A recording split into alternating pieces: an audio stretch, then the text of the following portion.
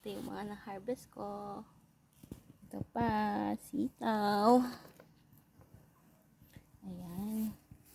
Meron din akong mga lara. So, wait ko lang na mag-red.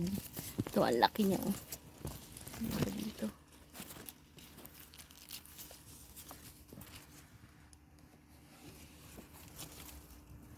Ayan. Ayan, mga upo ko. Gumagapang na kung saan-saan. Ito. Hello, upo. Ayan pa. Lapit na. Ayan pa. Ito itong mga sitaw ko.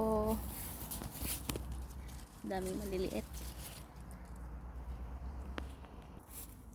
Sitaw.